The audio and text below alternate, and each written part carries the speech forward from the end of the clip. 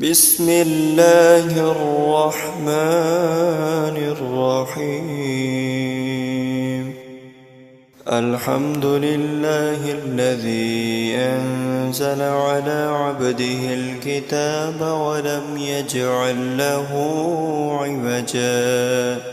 قيما لينذر بأسا شديدا من لدنه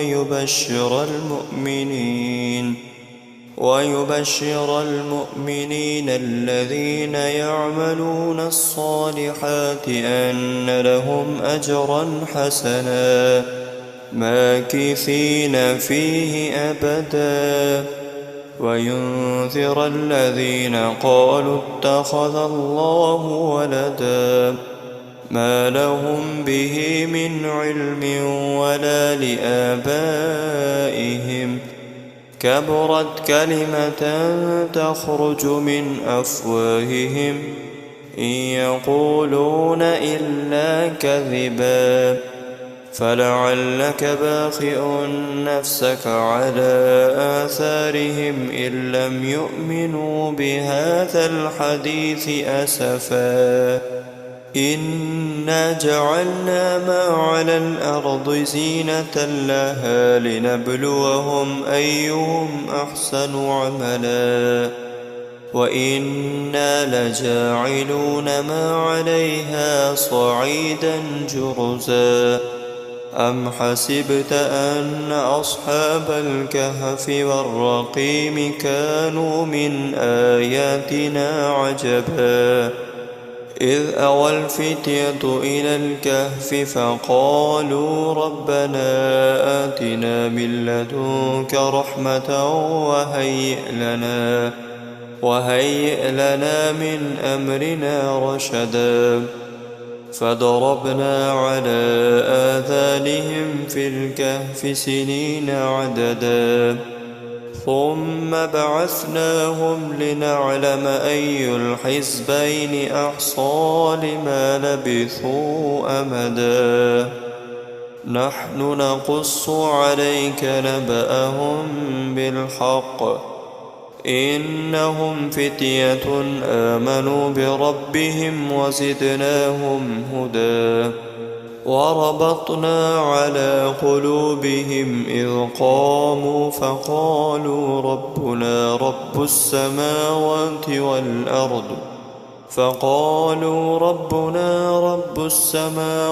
والأرض لن ندعو من دونه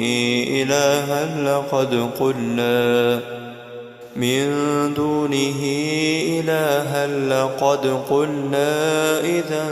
شططا هؤلاء قومنا اتخذوا من دونه آلهة لولا يأتون عليهم بسلطان بين فمن أظلم ممن افترى على الله كذبا وإذ اعتزلتموهم وما يعبدون إلا الله فأووا إلى الكهف ينشر لكم ربكم من رحمته ويهيئ لكم من أمركم مرفقا وترى الشمس إذا طلعت تزاور عن كهفهم ذات اليمين وإذا غربت تقرضهم ذات الشمال وهم في فجوة منه ذلك من آيات الله من يهد الله فهو المهتد ومن يضلل فلن تجد له وليا مرشدا وتحسبهم أيقاظا وهم رقود ونقلبهم ذات اليمين وذات الشمال وكلبهم باسط ذراعيه بالوصيد لو اطلعت عليهم لوليت منهم فرارا ولملئت منهم رعبا وكذلك بعثناهم ليتساءلوا بينهم قال قائل منهم كم لبثتم قالوا لبثنا يوما أو بعد يوم قالوا ربكم أعلم بما لبثتم فابعثوا أحدكم بورقكم هذه إلى المدينة فلينظر أيها أزكى طعاما فليأتكم برزق منه وليتلطف ولا يشعرن بكم أحدا إنهم إن يظهروا عليكم يرجموكم أو يعيدوكم في ملتهم ولن تفلحوا إذا أبدا وكذلك أعثرنا عليهم ليعلموا أن وعد الله حق وأن الساعة لا ريب فيها إذ يتنازعون بينهم أمرهم فقالوا ابنوا عليهم بنيانا ربهم أعلم بهم قال الذين غلبوا على أمرهم لنتخذن عليهم مسجدا سيقولون ثلاثة رابعهم كلبهم ويقولون خمسة سادسهم كلبهم رجما بالغيب ويقولون سبعة وثامنهم كلبهم قل ربي أعلم بعدتهم ما يعلمهم إلا قليل فلا تمار فيهم إلا مراء ظاهرا ولا تستفت فيهم منهم أحدا ولا تقولن لشيء إني فاعل ذلك غدا إلا أن يشاء الله واذكر ربك إذا نسيت وقل عسى أن يهديني ربي لأقرب من هذا رشدا ولبثوا في كهفهم 300 سنين وازدادوا 9 قل الله أعلم بما لبثوا له غيب السماوات والأرض أبصر به وأسمع ما لهم من دونه من ولي ولا يشرك في حكمه أحدا واتل ما أوحي إليك من كتاب ربك لا مبدل لكلماته ولن تجد من دونه ملتحدا واصبر نفسك مع الذين يدعون ربهم بالغداة والعشي يريدون وجهه ولا تعد عيناك عنهم تريد زينة الحياة الدنيا ولا تطع من أغفلنا قبله عن ذكرنا واتبع هواه وكان أمره فرطا وقل الحق من ربكم فمن شاء فليؤمن ومن شاء فليكفر ومن شاء فليكفر إنا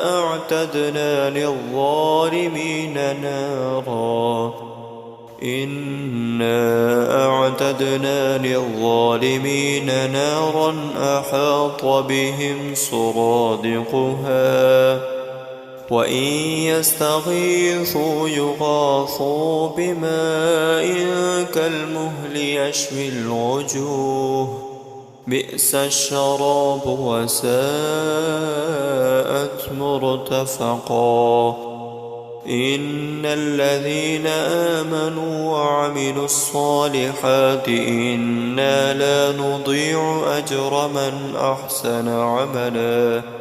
أولئك لهم جنات عدن تجري من تحتهم الأنهار يحلون فيها من أساور من ذهب ويلبسون ثيابا خضرا من سندس واستبرق متكئين فيها على الأرائك نعم الثواب وحسنت مرتفقا واضرب لهم مثل الرجلين جعلنا لأحدهما جنتين من أعناب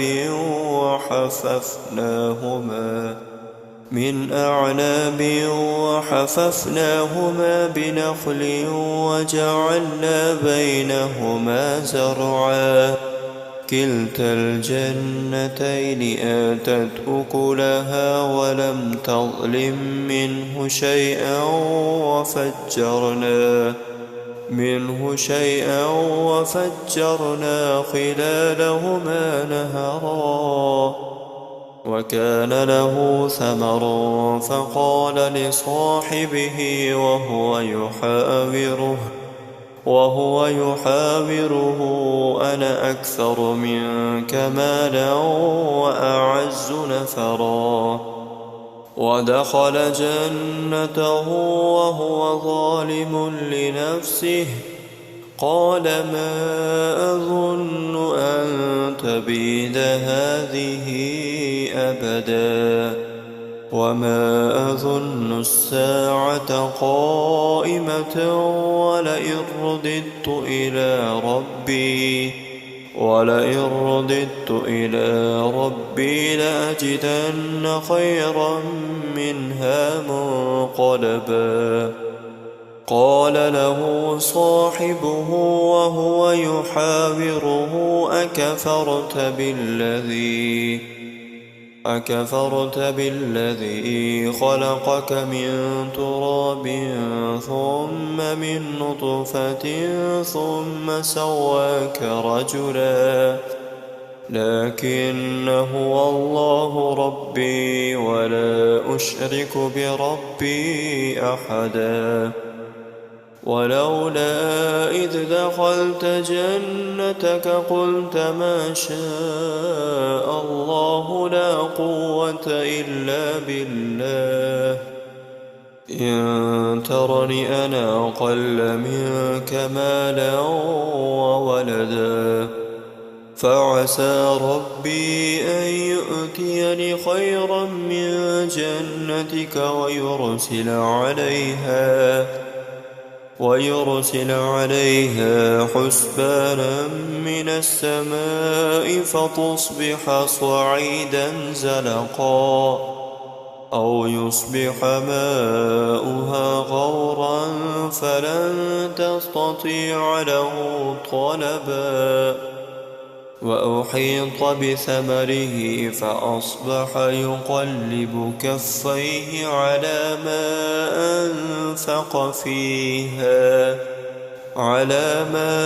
أنفق فيها وهي خاوية على عروشها ويقول يا ليتني لم أشرك بربي أحدا ولم تكن له فئة ينصرونه من دون الله وما كان منتصرا هنالك الولاية لله الحق هو خير ثوابا وخير عقبا واضرب لهم مثل الحياة الدنيا كماء إن أنزلناه من السماء فاختلط به نبات الأرض فأصبح هشيما تذروه الرياح وكان الله على كل شيء مقتدرا المال والبنون زينة الحياة الدنيا والباقيات الصالحات خير عند ربك ثوابا وخير أملا ويوم نسير الجبال وترى الأرض بارزة وحشرناهم فلم نغادر منهم أحدا وعرضوا على ربك صفا لقد جئتمونا كما خلقناكم أول مرة بل زعمتم أن لن نجعل لكم موعدا ووضع الكتاب فترى المجرمين مشفقين مما فيه ويقولون يا ويلتنا ما لهذا الكتاب لا يغادر صغيرة ولا كبيرة إلا أحصاها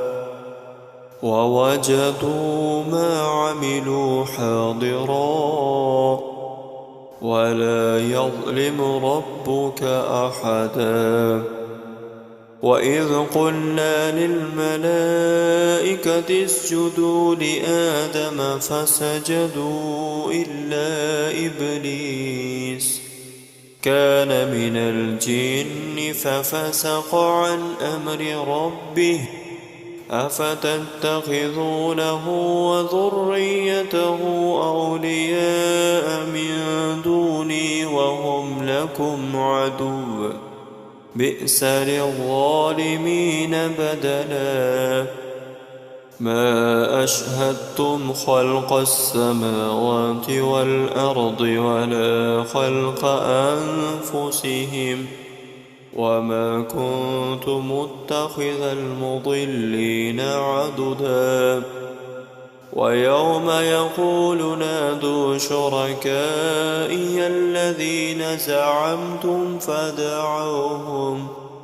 فدعوهم فلم يستجيبوا لهم وجعلنا بينهم موبقا ورأى المجرمون النار فظنوا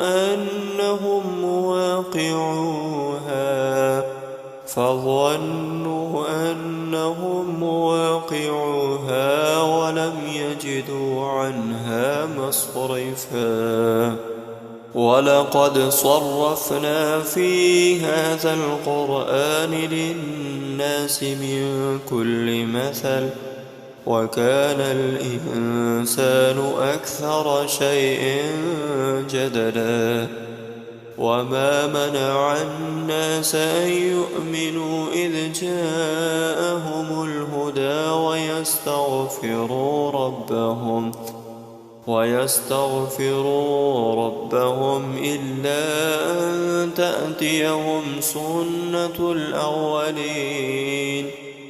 إلا أن تأتيهم سنة الأولين أو يأتيهم العذاب قبلا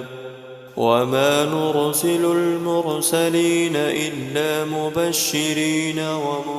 ومنذرين ويجادل الذين كفروا بالباطل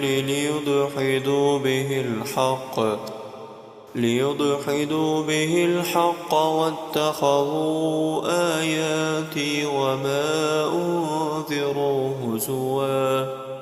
ومن أظلم ممن ذكر بآيات ربه فأعرض عنها ونسي ما قدمت يداه إنا جعلنا على قلوبهم أكنة أن يفقهوا وفي آذانهم وقرا وإن تدعوهم إلى الهدى فلن يهتدوا إذا أبدا وربك الغفور ذو الرحمة لو يؤاخذهم بما كسبوا لعجل لهم العذاب بل لهم موعد لن يجدوا من دونه موئلا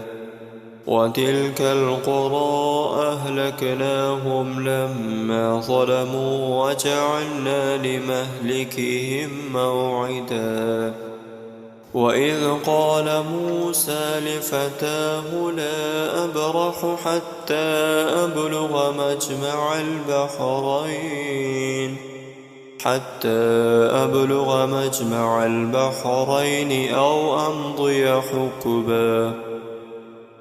حتى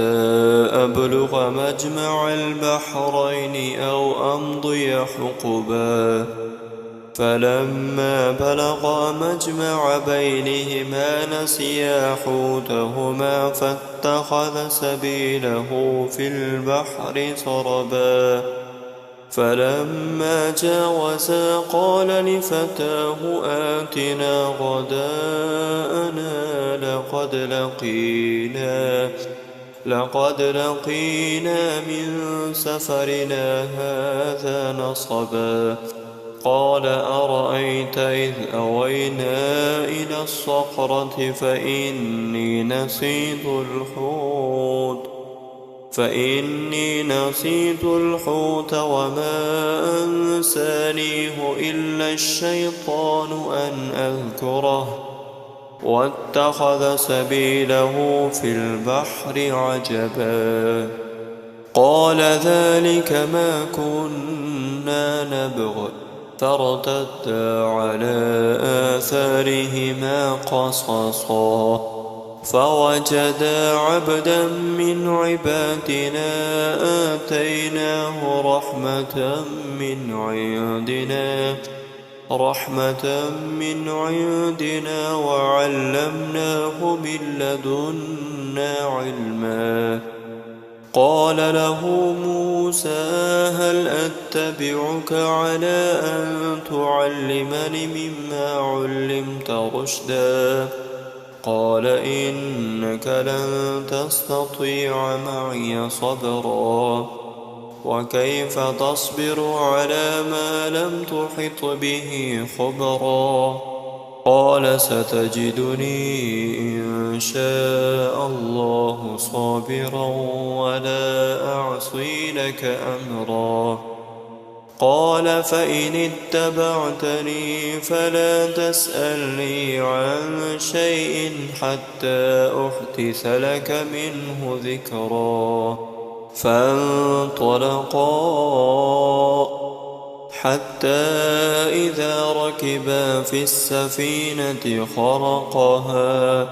قال أخرقتها لتغرق أهلها لقد جئت شيئا إمرا قال ألم أقل إنك لن تستطيع معي صبرا قال لا تؤاخذني بما نسيت ولا ترهقني من أمري عسرا فانطلقا حتى إذا لقيا غلاما فقتله قال أقتلت نفسا زكية بغير نفس لقد جئت شيئا نكرا قال ألم أقل لك إنك لن تستطيع معي صبرا قال إن سألتك عن شيء بعدها فلا تصاحبني قد بلغت من لدني عذرا فانطلقا حتى إذا أتيا أهل قرية استطعما أهلها فأبوا أن يضيفوهما فوجدا فيها جدارا يريد أن ينقض فأقامه قال لو شئت لاتخذت عليه أجرا قال هذا فراق بيني وبينك سأنبئك بتأويل ما لم تسطع عليه صبرا أما السفينة فكانت لمساكين يعملون في البحر فأردت أن أعيبها وكان وراءهم ملك يأخذ كل سفينة غصبا وأما الغلام فكان أبواه مؤمنين فخشينا أن يرهقهما طغيانا وكفرا فأردنا أن يبدلهما ربهما خيرا منه زكاة وأقرب رحما وأما الجدار فكان لغلامين يتيمين في المدينة وكان تحته كنز لهما وكان أبوهما صالحا فأراد ربك أن يبلغا أشدهما ويستخرجا كنزهما رحمة من ربك وما فعلته عن أمري ذلك تأويل ما لم تسطع عليه صبرا ويسألونك عن ذي القرنين قل سأتلو عليكم منه ذكرا إنا مكنا له في الأرض وآتيناه من كل شيء سببا فأتبع سببا حتى إذا بلغ مغرب الشمس وجدها تغرب في عين حمية ووجد عندها قوما قلنا يا ذا القرنين إما أن تعذب وإما أن تتخذ فيهم حسنا قال أما من ظلم فسوف نعذبه ثم يرد إلى ربه فيعذبه عذابا نكرا وأما من آمن وعمل صالحا فله جزاء الحسنى وسنقول له من أمرنا يسرا ثم أتبع سببا حتى إذا بلغ مطلع الشمس وجدها تطلع على قوم لم نجعل لهم من دونها سترا كذلك وقد أحطنا بما لديه خبرا ثم أتبع سببا حتى إذا بلغ بين السدين وجد من دونهما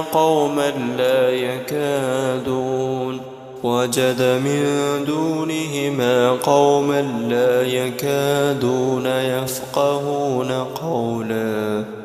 قالوا يا ذا القرنين إن يأجوج ومأجوج مفسدون في الأرض فهل نجعل لك خرجا على أن تجعل بيننا وبينهم سدا قال ما مكني فيه ربي خير فأعينوني بقوة أجعل بينكم وبينهم ردما آتوني زبر الحديد حتى إذا ساوى بين الصدفين قال انفخوا حتى إذا جعله نارا قال آتوني أفرغ عليه قطرا فما استطاعوا أن يظهروه وما استطاعوا له نقبا قال هذا رحمة من ربي فإذا جاء وعد ربي جعله دكا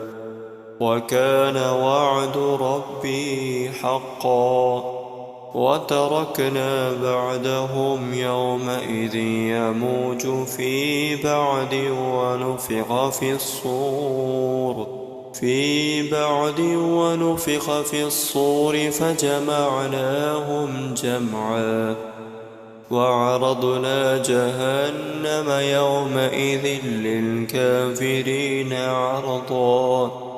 الذين كانت أعينهم في غطاء عن ذكري وكانوا لا يستطيعون سمعا أفحسب الذين كفروا أن يتخذوا عبادي من دوني أولياء إنا أعتدنا جهنم للكافرين نزلا قل هل ننبئكم بالأخسرين أعمالا الذين ضل سعيهم في الحياة الدنيا وهم يحسبون أنهم يحسنون صنعا أولئك الذين كفروا بآيات ربهم ولقائه فحبطت أعمالهم فلا نقيم لهم يوم القيامة وزنا ذلك جزاؤهم جهنم بما كفروا واتخذوا آياتي ورسلي هزوا إن الذين آمنوا وعملوا الصالحات كانت لهم جنات الفردوس نزلا خالدين فيها لا يبغون عنها حولا قل لو كان البحر مدادا لكلمات ربي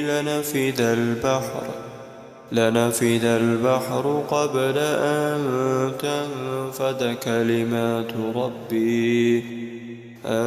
تنفد كلمات ربي ولو جئنا بمثله مددا قل إنما أنا بشر مثلكم يوحى إلي أنما إلهكم إله واحد فمن كان يرجو لقاء ربه فليعمل عملا صالحا فليعمل عملا صالحا ولا يشرك بعبادة ربه أحدا.